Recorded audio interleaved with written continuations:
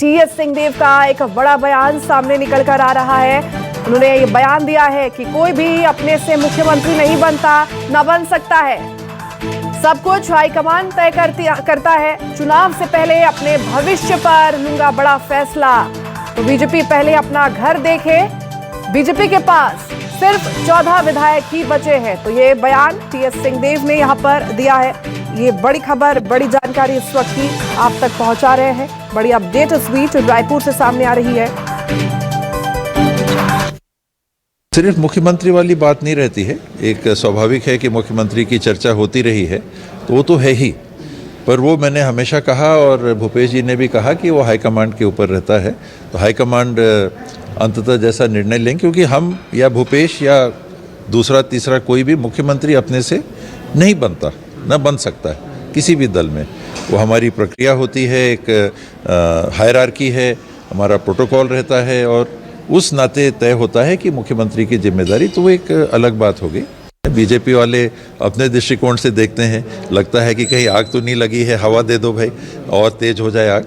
तो उनको ये सबसे परहेज करके अपने काम की तरफ ध्यान देना चाहिए। 15 विधायक ही उनके जीत के आ सके, मैं भी कभी नहीं सोच सकता था कि ऐसा होगा, लेकिन इस स्थिति को ध्यान में रख के, आज तो 14 बचे, तो इस स्थिति को ध्यान में रख के उनका पूरा ध्यान उस तरफ होना चाहिए, दूसरे के घर में न देखे।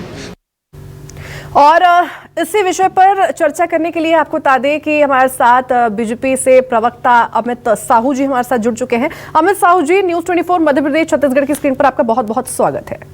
जी धन्यवाद। जी देखिए, जिस तरह से मंत्री टीएस सिंहदेव ने ये बयान दिया है, मुख्यमंत्री बनने को लेकर के उन्होंने बयान दिया है और साथ ही उसके बाद उन्होंने बीजेपी को भी नसीहत दी है, आपकी पार्टी को नसीहत दी है कि सिर्फ आप लोगों के पास 14-15 विधायक ही बचे हुए हैं। ऐसे में क्या कहीं ना कहीं वो आने वाले चुनाव को देखते हुए आप लोग को, आपकी पार्टी को चैलेंज कर रहे हैं? किस तरह से आप उनके इस बयान को देखते हैं?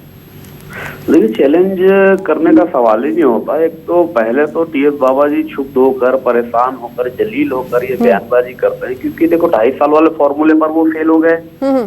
उनकी पार्टी ने उनको धोखा दिया।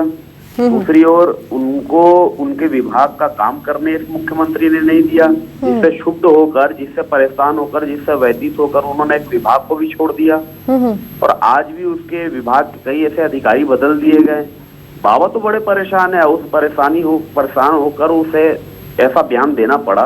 मगर अब लगता है कि हाईकमान का फटकार उन्हें पड़ा है, इसलिए वे अपने बयान से पलटते नजर आ रहे हैं। और हम भारतीय जनता पार्टी के लोग, हम किसी दूसरे के घर में देखने का काम नहीं करते।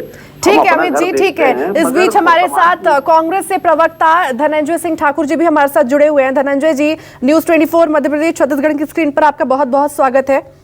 नमस्कार जी देखिए, जिस तरह से अमित जी भी अपनी टिप्पणी यहाँ पर दे रहे हैं टीएस सिंहदेव के बयान को लेकर के, और लगातार बीजेपी की तरफ से अब ये भी कहा जा रहा है कि छत्तीसगढ़ में एकला चलो की नीति चल रही है, सरकार में कोई टीम वर्क नहीं है। और उसके पहले भी सरकार के वरिष्ठ मंत्री ने सरकार के कामकाज की खुले तौर पर यहाँ पर आलोचना की, जो इस बात का ये उदाहरण है कि स्थिति क्या है।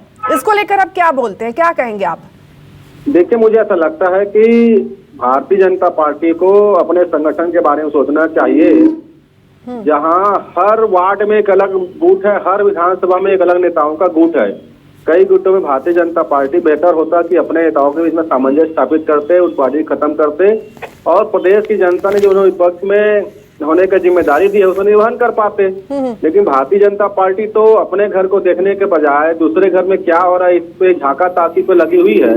इसलिए आज भारतीय जनता पार्टी फेल है।